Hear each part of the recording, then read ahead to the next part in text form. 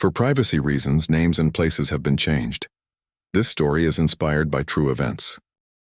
On Saturday, March 16, 1996, 12-year-old Marcus Anthony Williams vanished during a simple 3-block walk home from Thompson's Market in Detroit's Riverside neighborhood. The responsible boy with close-cropped black hair had just spent his saved allowance money on candy and a toy car when he disappeared somewhere between the familiar corner store and his grandmother's house on Elm Street. Despite extensive investigations involving multiple agencies and hundreds of volunteers, no trace of Marcus was ever found. 3 years later, retired Detroit Police Detective Frank Rodriguez's renovation work on an abandoned building would uncover a sealed crawl space that finally revealed the tragic truth about the missing boy's fate. Saturday, March 16, 1996, began with the first truly warm day of spring in the working-class neighborhood of Riverside in Detroit, Michigan. The temperature had reached 68 degrees by mid-afternoon, drawing residents out of their homes after a long, harsh winter and filling the streets with children eager to enjoy the unexpected warmth. Among them was 12-year-old Marcus Anthony Williams, who had spent the morning helping his grandmother with household chores before asking permission to walk to the corner store. Marcus stood 4 feet 9 inches tall with close-cropped black hair and brown eyes that reflected both intelligence and the street-smart awareness that children in urban neighborhoods developed early. He was a 7th grader at King Middle School, where he maintained decent grades despite the challenges of growing up in a single-parent household in one of Detroit's most economically disadvantaged areas. The Williams family lived in a modest 2-story house on Elm Street, a residential area that had seen better days but remained home to working families who took pride in their community despite its struggles. Marcus lived with his grandmother, Dorothy Williams, a 67-year-old retired factory worker who had become his guardian after his mother's death in a car accident 3 years earlier. Dorothy Williams was a pillar of the Riverside community, known for her involvement in the local Baptist church and her efforts to keep neighborhood children on the right path. She had raised 6 children of her own and had taken responsibility for Marcus with the same dedication and love she had shown her own family. Marcus was well known throughout the neighborhood as a polite, responsible boy who helped elderly neighbors with their groceries and yard work. He was particularly close to his grandmother and rarely ventured far from home without her knowledge and permission.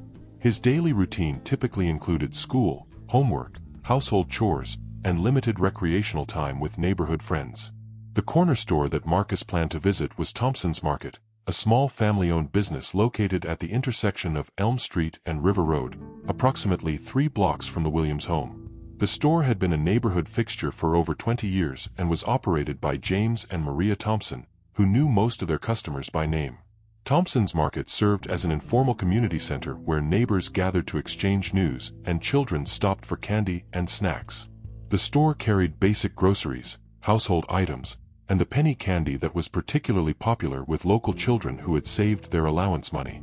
Marcus had been saving money from small jobs around the neighborhood and had accumulated $3.50 that he planned to spend on candy and a small toy that he had seen at Thompson's Market earlier in the week. The purchase represented a significant expenditure for Marcus, who rarely had spending money beyond the occasional dollar his grandmother could spare. On the afternoon of March 16th, Marcus completed his weekly chores, which included taking out trash, sweeping the front porch, and helping his grandmother with laundry. Dorothy Williams later recalled that Marcus had been in good spirits throughout the day, excited about his planned trip to the store and the purchases he intended to make. At approximately 3:30 p.m., Marcus asked his grandmother for permission to walk to Thompson's Market. Dorothy Williams gave her consent with the understanding that Marcus would return home within 1 hour, a time frame that allowed for the walk to the store, his purchases, and possible brief socializing with friends he might encounter. Marcus left the Williams home at 3:45 p.m., carrying his $3.50 in a small plastic bag and wearing his favorite jacket, a blue denim jacket with a Detroit Tigers logo that his grandmother had purchased for him the previous Christmas. The jacket was slightly too large for Marcus but was his prized possession and something he wore whenever weather permitted. The route from the Williams home to Thompson's Market was straightforward and familiar to Marcus. The walk required traveling 3 blocks north on Elm Street, then turning east on River Road for 1 block to reach the store. The route passed through a residential area with modest homes, small businesses, and the occasional vacant lot. Several neighbors observed Marcus walking toward Thompson's Market that afternoon. Mrs. Angela Rodriguez, who lived 2 blocks from the Williams home, waved to Marcus from her front porch around 3:50 p.m. and later recalled that he had waved back and appeared to be in good spirits. Marcus arrived at Thompson's Market at approximately 4 p.m., where he was greeted by James Thompson, who knew the boy well from his previous visits. Marcus spent several minutes examining the candy selection and toy display before making his purchases: a small bag of mixed candy and a miniature toy car that cost exactly $3.50. James Thompson later told investigators that Marcus had seemed excited about his purchases and had mentioned that he was saving money to buy a larger toy car that cost $8.00. The store owner noted that Marcus was polite and well-mannered, as always, and that nothing had seemed unusual about his visit. Marcus left Thompson's Market at 4:15 p.m., carrying his purchases in a small paper bag provided by the store. His planned route home was the same path he had taken to reach the store, a familiar walk that should have taken no more than 10 minutes. However, Marcus Anthony Williams never arrived home that evening. When 5 p.m. came and went without his return, Dorothy Williams became concerned and contacted neighbors to ask if they had seen her grandson. The initial inquiries revealed that no one had observed Marcus walking home from the store. Dorothy Williams contacted Thompson's Market at 5:30 p.m. and spoke with James Thompson, who confirmed that Marcus had left the store over an hour earlier. Thompson offered to help search for Marcus and immediately began asking customers and neighboring business owners if they had seen the boy. By 6 p.m., with no sign of Marcus and darkness beginning to fall, Dorothy Williams contacted the Detroit Police Department to report her grandson missing. The initial response was prompt, with patrol officers arriving at the Williams home within 15 minutes to take a detailed report and begin organizing search efforts. The investigation into Marcus Williams' disappearance was about to begin, but already the case presented concerning factors. A responsible 12-year-old boy had vanished during a routine walk in his own neighborhood, somewhere between a familiar store and his home. The 3-block route that Marcus had traveled countless times had somehow become the site of his disappearance. The answers to what had happened to Marcus lay hidden just a few blocks from where he had vanished, concealed in a place where no one would think to look for 3 long years. His blue Detroit Tigers jacket would become the key to solving one of Detroit's most heartbreaking missing child cases, discovered by someone whose career had been dedicated to finding the truth in the city's darkest mysteries. Chapter 2: The Neighborhood Search. Sunday, March 17, 1996, began with an intensive search effort involving the Detroit Police Department's Missing Persons Unit, community volunteers, and members of local churches and organizations who had rallied to help find Marcus Williams. Detective Patricia Morrison, a 14-year veteran of the Detroit Police with extensive experience in missing children cases, had been assigned to lead the investigation. The search strategy focused initially on the 3-block route between the Williams home and Thompson's Market, with teams systematically examining every building, alley, vacant lot, and potential hiding place along Marcus's known path. The urban environment presented unique challenges, with numerous abandoned buildings, construction sites, and areas where a child might be concealed or might have encountered danger. Detective Morrison's first priority was to establish a detailed timeline of Marcus's movements and to identify all potential witnesses who might have seen him after he left Thompson's Market. The investigation revealed that Marcus had been observed by several people during his walk to the store, but no reliable witnesses had seen him during his planned return journey. The canvass of the neighborhood revealed that the 3-block area between Thompson's Market and the Williams home included several locations that could present risks to a child walking alone. These included 2 abandoned houses, a vacant lot that was used for dumping trash, and a small industrial area with warehouses and storage facilities. K-9 units from the Detroit Police Department were deployed on Sunday morning to track Marcus's scent along his known route. The dogs picked up his trail from the Williams home to Thompson's Market, confirming the path he had taken to reach the store. However, the scent trail disappeared completely in the area near the market, suggesting that Marcus had either been taken from that location or had traveled by some means other than walking. The absence of a scent trail raised immediate concerns about the circumstances of Marcus's disappearance. Detective Morrison recognized that the complete loss of trail typically indicated either that the missing person had been placed in a vehicle or that significant time had passed since their presence in the area. The investigation expanded to include detailed interviews with all residents and business owners in the immediate area. This process revealed that Saturday afternoon had been busy in the neighborhood, with many people taking advantage of the warm weather to conduct outdoor activities and errands. However, the interviews also revealed that the area near Thompson's Market included several locations with limited visibility from the street. A small alley behind the store provided access to delivery trucks and waste collection, while an adjacent vacant lot was partially concealed by a chain-link fence and overgrown vegetation. One potentially significant witness was 16-year-old David Chen, who had been working at his family's restaurant located 1 block from Thompson's Market.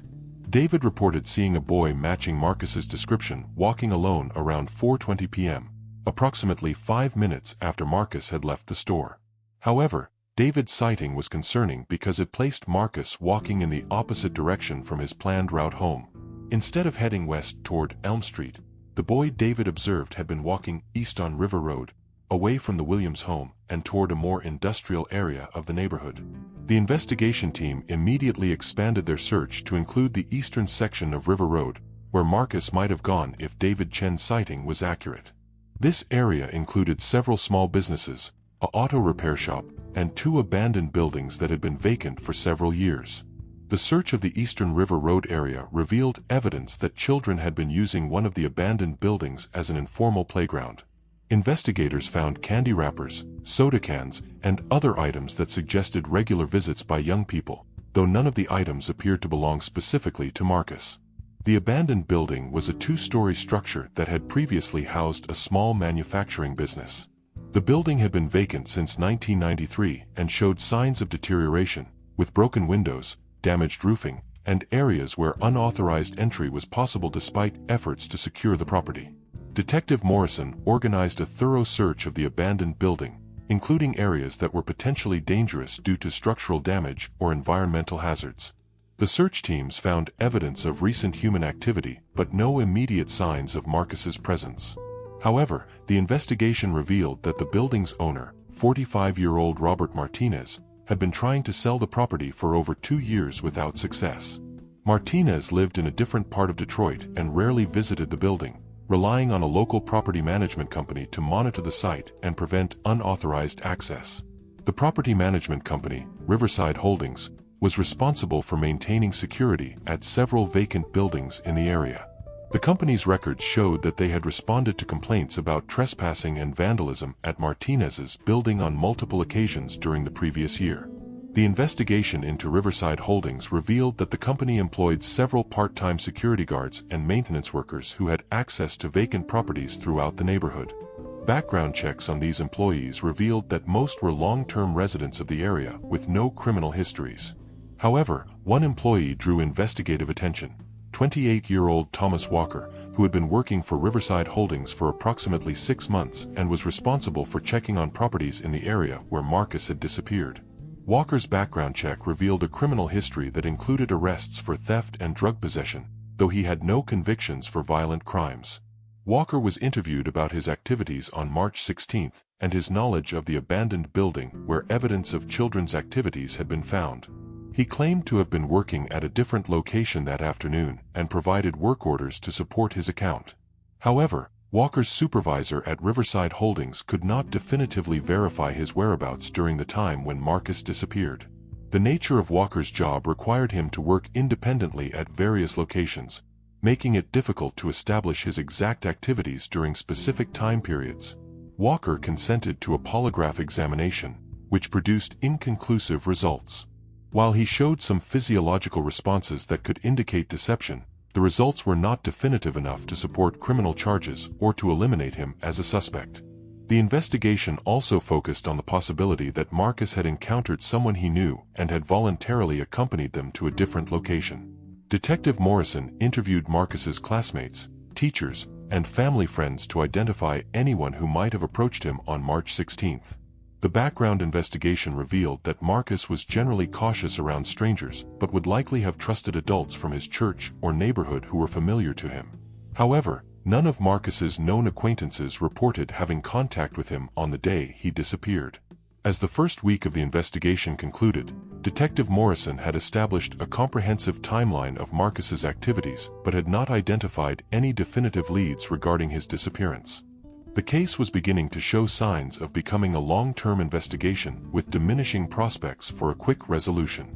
The Williams family had been devastated by Marcus's disappearance. Dorothy Williams had been unable to sleep or eat regularly since her grandson vanished, and the stress had begun to affect her health. The close-knit neighborhood had rallied around the family, providing meals, emotional support, and continued assistance with search efforts. The case had attracted attention from local media outlets, which had provided coverage of the search efforts and Marcus's disappearance. The publicity had generated dozens of tips from the public, though most had proven to be cases of mistaken identity or unrelated information. As March 1996 ended, 2 weeks after Marcus's disappearance, the investigation had generated extensive documentation but no arrests or definitive answers about his fate. The case was about to enter a phase of long-term investigation with periodic reviews and follow-ups but limited daily activity. The truth about Marcus Williams lay hidden in the neighborhood where he had vanished, concealed in a place that was both familiar and overlooked. His blue Detroit Tigers jacket would remain undiscovered for 3 years, waiting for renovations to reveal the secret that had been hidden just blocks from where hundreds of people had searched for the missing boy. Chapter 3. Investigating Every Angle. As spring turned to summer in 1996, the investigation into Marcus Williams's disappearance had evolved into a complex case involving multiple law enforcement agencies and extensive community involvement. Detective Morrison had been working the case full-time for 3 months, coordinating with federal authorities and specialized units to explore every possible theory about what had happened to the 12-year-old boy. The FBI's Child Abduction Rapid Deployment Team had been consulted to provide behavioral analysis and investigative support. Special Agent David Chen, no relation to the witness, had extensive experience with cases involving missing children in urban environments and recognized several factors that made Marcus's case particularly challenging. The behavioral analysis suggested that Marcus's disappearance was likely the result of an opportunistic crime rather than a carefully planned abduction. The fact that Marcus had deviated from his planned route, as suggested by witness David Chen's sighting, indicated that he might have been approached by someone he knew or trusted. The profile developed by the FBI suggested that the perpetrator was probably a local individual who was familiar with the neighborhood and Marcus's routines. The ability to approach Marcus without arousing suspicion indicated that the person appeared trustworthy and might have had legitimate reasons to be in the area. The investigation had expanded to include comprehensive background checks on all adult males living within a 1-mile radius of Marcus's disappearance location. This process involved examining criminal histories, employment records, and personal backgrounds for over 150 individuals, though none had emerged as obvious suspects. One individual who continued to draw investigative attention was Thomas Walker, the Riverside Holdings security guard who had access to vacant properties in the area. Despite his cooperation with the investigation and his willingness to submit to polygraph testing, Walker remained a person of interest due to his criminal history and his presence in the area. However, investigators had been unable to develop physical evidence connecting Walker to Marcus's disappearance. Searches of Walker's residence and vehicle had revealed no items belonging to Marcus or any other evidence suggesting involvement in criminal activity against children.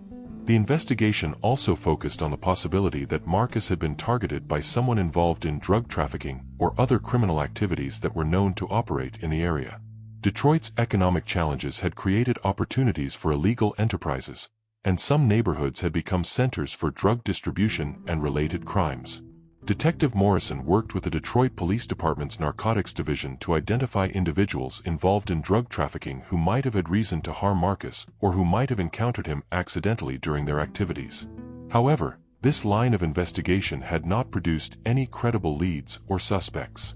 The case had also attracted attention from organizations dedicated to locating missing children.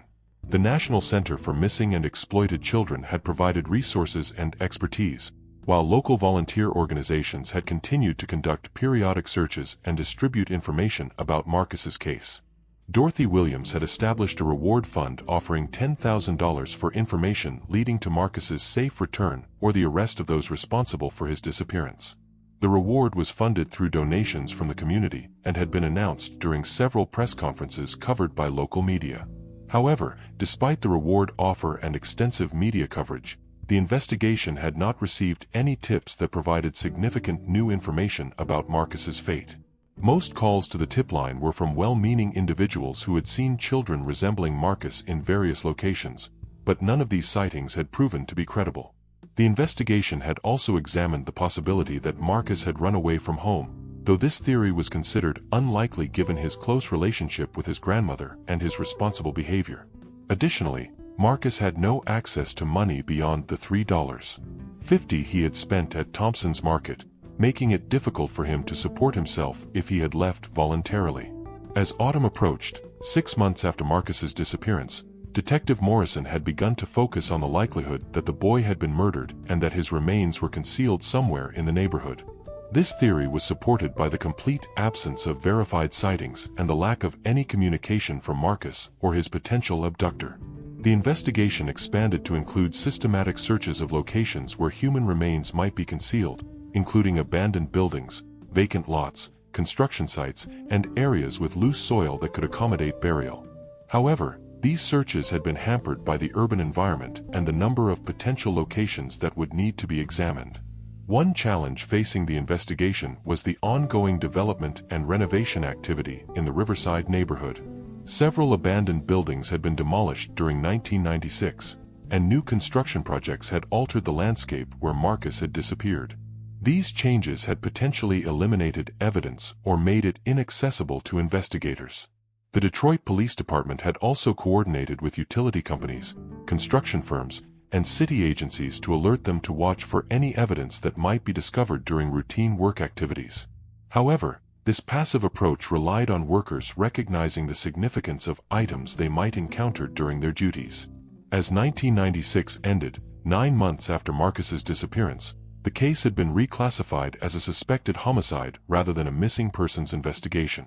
However, without physical evidence or remains, prosecutors could not pursue charges against any suspects, and the investigation remained active but without clear direction. The impact on the Williams family had been devastating. Dorothy Williams had aged significantly during the months since Marcus disappeared, and her health had been affected by the stress and grief. She had been forced to retire from her part-time job and had become increasingly isolated as the investigation continued without resolution. The neighborhood had also been changed by Marcus's disappearance. Parents had become much more protective of their children, and the sense of community safety that had characterized Riverside had been shattered. Many families had implemented strict rules about children walking alone or playing outside without adult supervision. Thompson's Market had been particularly affected, as the store had been Marcus's destination on the day he disappeared. James and Maria Thompson had cooperated fully with the investigation and had posted Marcus's photograph prominently in their store, but the association with the case had been emotionally difficult for the family business. As 1997 began, 1 year after Marcus's disappearance, Detective Morrison continued to review the case regularly and pursue any new leads that emerged. However, the investigation had essentially reached a standstill, with no new evidence or credible theories about what had happened to the boy. The case had become part of the neighborhood's collective memory, with residents continuing to hope that someday answers would emerge about Marcus's fate. However, most understood that the passage of time made it increasingly unlikely that Marcus would be found alive. The truth about Marcus Williams lay hidden in a place that had been searched during the initial investigation, but where evidence remained concealed by the building's construction and the limitations of the search techniques available at the time. His Detroit Tigers jacket was waiting in a sealed crawl space where it would remain undiscovered until home renovations revealed the secret that had been hidden just blocks from where Dorothy Williams continued to hope for her grandson's return. Chapter 4. The Case Goes Cold. By the spring of 1998, 2 years after Marcus Williams's disappearance, the investigation had officially transitioned to cold case status. Detective Morrison had been reassigned to active cases but continued to review Marcus's file quarterly and respond to any new tips or leads that emerged. The Detroit Police Department had devoted thousands of hours to the investigation, generating over 800 pages of reports and interviewing more than 200 individuals. The case had been one of the most extensively investigated missing children cases in recent Detroit history, involving multiple law enforcement agencies, specialized search teams, and community volunteers. Despite the comprehensive effort, No arrests had been made and no definitive evidence had been discovered about Marcus's fate. Dorothy Williams had been forced to accept the possibility that she might never learn what had happened to her grandson, though she continued to maintain hope that someday answers would emerge. The 70-year-old woman had suffered significant health problems related to the stress of Marcus's disappearance and had required medical treatment for depression and anxiety. The Williams family had established the Marcus Williams Memorial Fund to support other families dealing with missing children and to provide resources for continued investigative efforts. The fund had raised over $25,000 through community donations and fundraising events, demonstrating the lasting impact Marcus's case had on the neighborhood. The Riverside community had implemented various safety measures in response to Marcus's disappearance, including improved street lighting, neighborhood watch programs, and enhanced communication systems for reporting suspicious activities. However, these improvements could not undo the loss of innocence that had resulted from Marcus's vanishing. Thompson's Market had become an informal memorial site, with James and Maria Thompson maintaining Marcus's photograph and missing person information prominently displayed near the cash register. The store owners had never stopped hoping that Marcus might someday walk through their door again, and they continued to provide support to Dorothy Williams and other family members. The case had influenced changes in how the Detroit Police Department handled missing children investigations, leading to improved protocols for immediate response, evidence collection, and community coordination. The lessons learned from Marcus's case had been applied to subsequent investigations and had contributed to enhanced training for officers working on similar cases. As 1999 began, 3 years after Marcus's disappearance, the case had become part of Detroit's collection of unsolved mysteries. The investigation files were stored in the Cold Case Unit, where they were reviewed periodically but were no longer the subject of active investigation. Detective Morrison had been promoted to sergeant and was supervising other detectives, but she continued to maintain personal involvement in Marcus's case. The investigation had become a defining challenge of her career, and she often thought about the missing boy during quiet moments. The neighborhood where Marcus had disappeared continued to evolve, with some abandoned buildings being renovated while others were demolished and replaced with new construction. The economic challenges facing Detroit had created opportunities for urban renewal, but also meant that potential evidence sites were constantly changing. Among the properties undergoing renovation was the abandoned building on River Road where investigators had found evidence of children's activities during the initial search for Marcus. The building had been purchased by a local developer who planned to convert it into affordable housing units. The renovation project was being supervised by retired Detroit Police Detective Frank Rodriguez, who had left the police force in 1997 after 25 years of service and had established a small construction and property management business. Rodriguez had extensive experience with building renovations and had developed expertise in adapting older structures for modern use. Rodriguez was familiar with Marcus Williams's case, having worked in the same precinct as Detective Morrison during his final years with the police department. He had not been directly involved in the investigation, but had followed the case through departmental briefings and community discussions. The renovation of the River Road building required extensive work on the structure's foundation, plumbing, and electrical systems. The building's age and previous commercial use meant that many areas had not been accessed or examined for decades, creating challenges for contractors trying to understand the building's layout and infrastructure. As Rodriguez and his crew began work on the building's basement level, they discovered that the structure included several areas that were not shown on the original architectural plans. These spaces had apparently been created during previous renovations or modifications and were accessible only through narrow openings or hidden panels. One such area was a crawl space beneath the building's main floor that had been sealed with concrete and was not visible from the basement area. The space appeared to have been used for storage or utility access at some point in the building's history, but had been permanently closed off during renovations that had occurred in the 1980s. Rodriguez initially planned to leave the sealed crawl space undisturbed, as it was not necessary to access the area for his renovation work.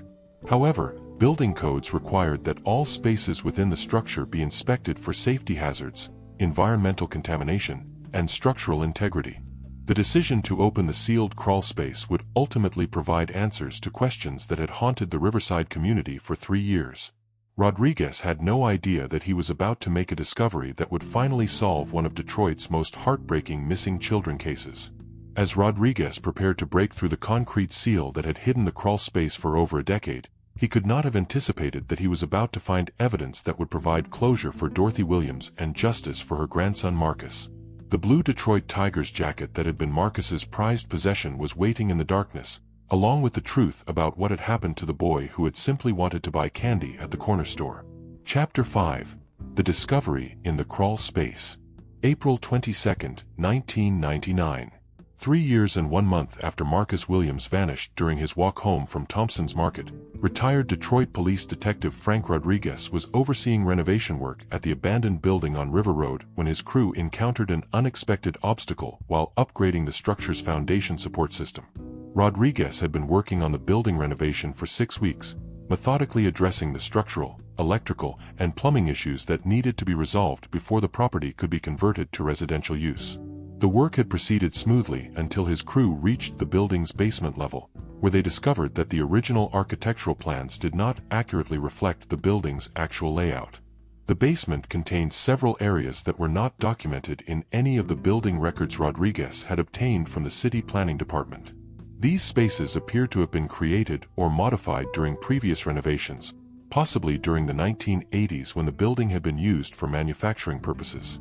One particular area that concerned Rodriguez was a section of the basement where his crew's measurements indicated that there should be additional space behind what appeared to be a solid concrete wall.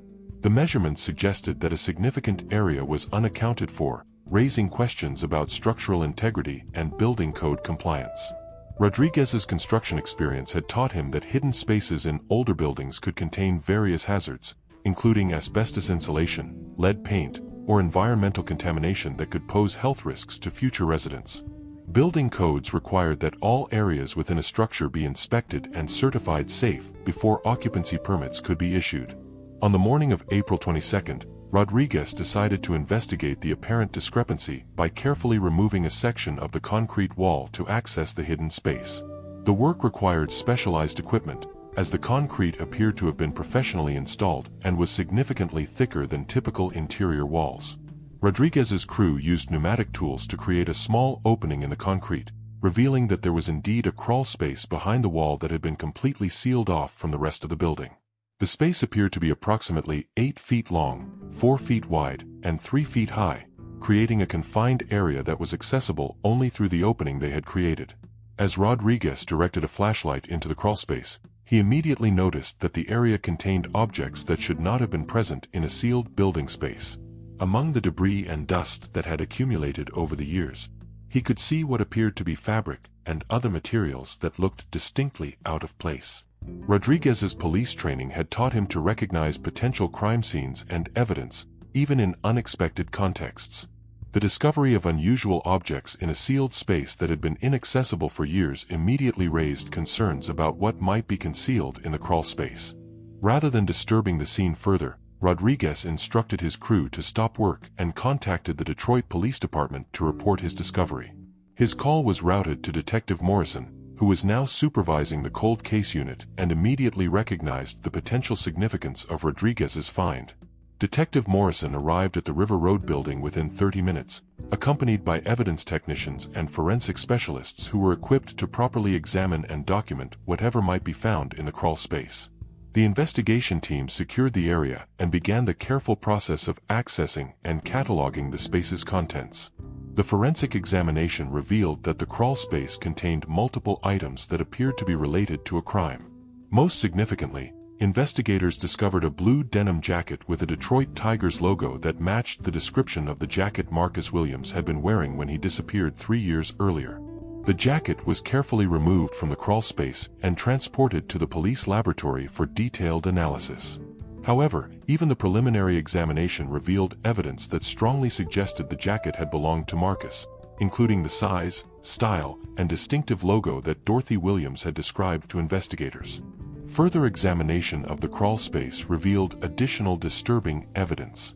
Investigators found fragments of clothing, personal items, and other materials that appeared to be connected to Marcus's disappearance. Most importantly, they discovered human remains that forensic analysis would later confirm belonged to the missing boy. The discovery provided the breakthrough that investigators had been seeking for 3 years, though it also confirmed the worst fears of Marcus's family and the Riverside community. The evidence suggested that Marcus had been murdered shortly after his disappearance and that his remains had been concealed in the sealed crawl space. The forensic analysis revealed that the crawl space had been sealed with concrete shortly after Marcus's disappearance, suggesting that his killer had access to construction materials and the expertise necessary to create a permanent hiding place. The professional quality of the concrete work indicated that the perpetrator might have been involved in construction or renovation activities. The investigation immediately focused on individuals who had access to the building and the materials necessary to seal the crawl space. The building's ownership and management history was examined in detail, revealing several people who had worked on the property during the relevant time period. The breakthrough came when investigators discovered that Thomas Walker, the Riverside Holdings security guard who had been a person of interest during the original investigation, had also worked part-time for a concrete contractor in 1996. The contractor's records showed that Walker had access to materials and equipment that could have been used to seal the crawl space. Additionally, the investigation revealed that Walker had been responsible for securing the River Road building after reports of trespassing by children in early 1996. His duties had included boarding up windows and reinforcing doors to prevent unauthorized access, giving him detailed knowledge of the building's layout and hidden spaces. When confronted with the physical evidence linking him to the crawlspace, Walker eventually confessed to killing Marcus Williams. His confession revealed that he had encountered Marcus near the building on March 16, 1996, and had lured the boy inside under the pretense of showing him something interesting. Walker admitted that he had initially intended to rob Marcus of his candy and money, but had killed the boy when Marcus threatened to tell his grandmother about the incident. Walker had then concealed Marcus's body in the crawl space and had used his access to construction materials to permanently seal the area. The confession provided closure for Dorothy Williams and the Riverside community, though the knowledge of Marcus's fate was devastating for everyone who had known and loved the boy. Walker was charged with first-degree murder and was ultimately convicted based on the physical evidence and his confession. During his sentencing hearing, Walker expressed remorse for his actions but could not adequately explain why he had committed such a senseless crime against an innocent child. He was sentenced to life in prison without the possibility of parole, ensuring that he would never again pose a threat to children. The resolution of Marcus's case demonstrated the importance of persistence in cold case investigations and the potential for physical evidence to remain preserved even in the most unlikely locations. Rodriguez's decision to investigate the building's structural anomalies had been crucial to discovering the truth that had been hidden for 3 years. Dorothy Williams finally had the answers she had been seeking, though the knowledge brought both closure and renewed grief. She attended Walker's trial and sentencing, stating that while justice had been served, nothing could restore the grandson who had been the center of her world. The case became a landmark in forensic investigation and building safety procedures, leading to improved protocols for examining structures with potential hidden spaces. Marcus's tragic death had ultimately contributed to enhanced safety measures that would protect other children. Frank Rodriguez was recognized for his crucial role in solving the case, though he remained humble about his contribution. His police training and attention to detail had been essential to discovering evidence that might have remained hidden indefinitely if the building had not been renovated. Marcus Williams's blue Detroit Tigers jacket, carefully preserved as evidence, had finally led investigators to the truth about his disappearance. The jacket that had been his prized possession became the key to ensuring that his killer faced justice and that his memory would be honored. The corner store where Marcus had made his final purchase was renamed Marcus's Market by James and Maria Thompson, who dedicated the business to the memory of the boy who had simply wanted to buy candy and had never made it home. The community established a small memorial park on the site where Marcus had lived with his grandmother, ensuring that his story would not be forgotten. Marcus Williams's legacy lived on through enhanced safety measures, improved investigation procedures, and the determination of those who refused to give up searching for the truth. His story served as a reminder that evil could hide behind familiar faces, but that persistence and attention to detail could ultimately ensure that justice would be served, even when the truth was hidden in the darkest places.